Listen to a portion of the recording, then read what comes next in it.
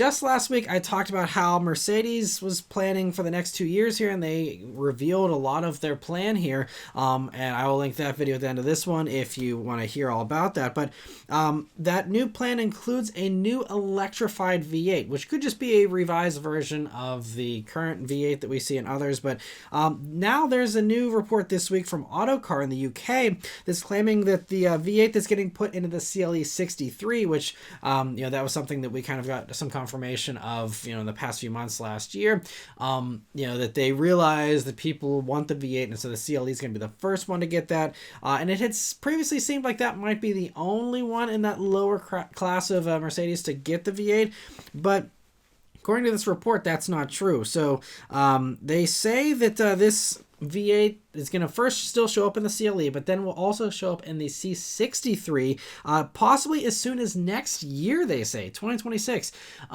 which would be impressive because this is a car that I don't think was designed to accommodate a V8. And obviously the C63 currently is a plug-in hybrid 4-cylinder. And so... But, I'm sure they found a way to fit it in.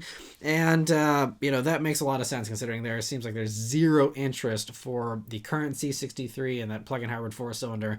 And I think Mercedes realizes that, and I think the stars are also aligning that, they're also not going to have to worry about emissions regulations as much here in the U.S. and potentially in Europe here. Germany just this past week electing, a more conservative, less liberal leader as well. And so, I think that seeing all these things, it's just like, okay, well, we don't have to really worry about this as much for the next few years. And so we will, bring the V8 back, especially since everyone's been demanding it. And so, again, nothing confirmed yet, but that seems to be pretty likely here. And when Motor One reached out to Mercedes here, one of their spokespersons said, "We can confirm that AMG is developing a new V8 engine. However, we ask for your understanding that we do not comment on a detailed product rollout plan." So,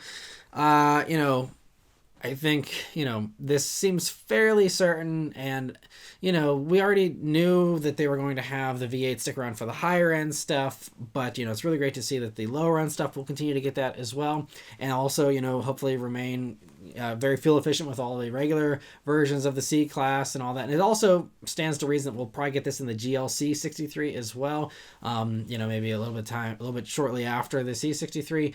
But it's cool that they still have the plug-in hybrid versions. They still have the regular versions, and so I think a few V8s shouldn't be too bad here. So that's cool to see.